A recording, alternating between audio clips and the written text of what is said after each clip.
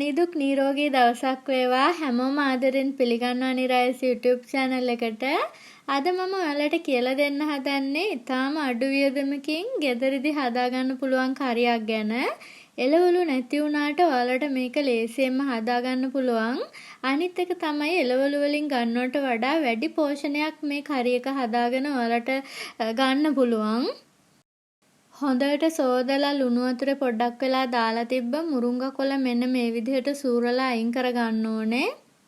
මුරුංගා කොළ ගන්නකොට දැල්ලේ ඉඳලා 3-4 වෙනි එක වගේ පහලට කඩා ගන්න. ගොඩාක් ගන්න එපා. ගෙදර 5 දෙනෙක් ඉන්නවා නම් රිකිලි 12ක් 13ක් වගේ අරගෙන කොළ ටික සූරලා ගන්න. සමහර අයට මුරුංගා කොළ කියන්නේ නිකන් හම්බෙන දෙයක්නේ. ඉතින් එහෙම තියනවා කියලා තියෙන පළියට මේ කරියකට දාගෙන බෑ. ඔයාලා මේ මුරුංගා කොළ ඕනෝට වඩා පාවිච්චි කරොත් එහෙම ඔයාලා කෑවට පස්සේ බඩබුරුල් වෙලා යනවා. ඒ නිසා ගෙදර 5 දෙනෙකුට වගේ හදන කරියට ඔයාලට මුරුංගා රිකිලි 10ක් 12ක් අතර ප්‍රමාණයක් දාගන්න පුළුවන්. දැන් මේ කොළවල තියෙන වතුර ටික බේරෙන්න මම මේ විදිහට පැත්තකින් තියලා තියෙනවා. ඊළඟට මම මේ බෝල් එකට දාගන්නවා පරිප්පු කෝප්ප භාගයක්. දැන් මේ පරිප්පු ටික හොද ගන්න තමයි මම අරගෙන යන්නේ. 4-5 පාරක් හොඳට අතුලලා පරිප්පු ටික පොඩි කරලා හොද ගන්න. ඊට පස්සේ මම අරගෙන ආවා. මේකට මම දැන් වතුර ටිකක් දානවා. වතුර ටිකක් දාලා පෙඟෙන්න මේ පරිප්පු ටික මම පැත්තකින් තියනවා.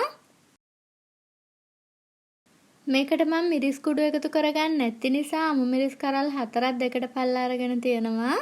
සුදු ලුණු බෙක් 4-5ක් මේ වගේ දෙකට කපලා සුද්ධ කරලා ගන්න. ලොකු ලුණු ගෙඩියකින් භාගයක් පොඩි කෑලි වලට කපාගෙන තියෙනවා. ඒ වගේම තක්කලි ගෙඩියකින් භාගයක් චූටි කෑලි වලට කපාගෙන තියෙනවා. මුලින්ම මම වළඳ ලිපේ තියලා ඒකට පරිප්පු ටික දාගන්නවා.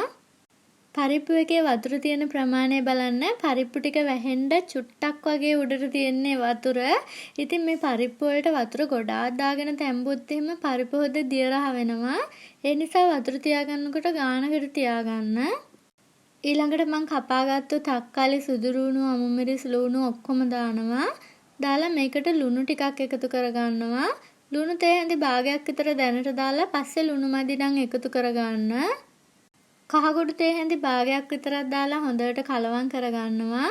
ඊට පස්සේ මේක පියනෙන් වහලා ලිපේ තියනවා.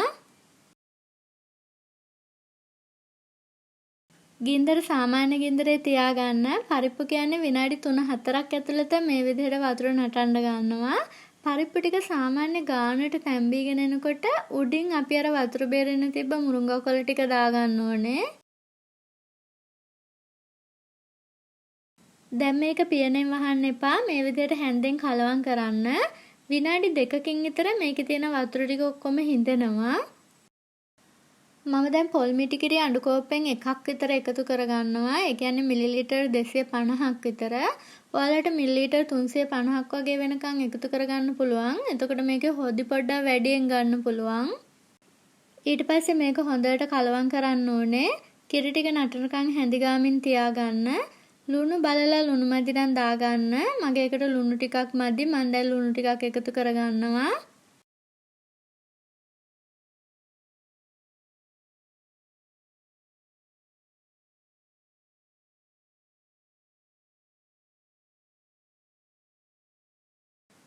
ඉතින් කිරි ටික නැටුවට පස්සේ මම ලිපෙන් බාගත්තා. ඊට පස්සේ මේ වගේ ලස්සන භාජනයකට මම දාගන්නවා. මේ වගේ ලස්සන භාජනයක් තියෙනවා නම් කෑම මේසෙත් ලස්සන වෙනවා. බලන්න මේ කරි එකත් හරිම ලස්සනයි. ඉතින් මේක ගොඩක් පෝෂණයෙන් වැඩි. මුරුංගා කොළ වල පෝෂණය ඔයාලා දැනටම දන්නවා ඇති. තෙල් බෙහෙත් ගහපු එළවලු වල අඩුව ඔයාලට දැනෙන්නේ නැහැ. මේ වගේ ගමේ තියෙන දේවල් ඔයාලගේ හදාගන්න හොද්දට ටික ටික එකතු කරගත්තාම මේ තරම්ම පෝෂණීය දේවල් තවත් තියෙනවා ගම්වල. වීඩියෝ එකට කැමති වුණා නම් ලයික් කරන්න. ඒ වගේම කමෙන්ට් එකක් තියන්න. ප්‍රශ්නයක් තියෙනවා නම් අහන්න.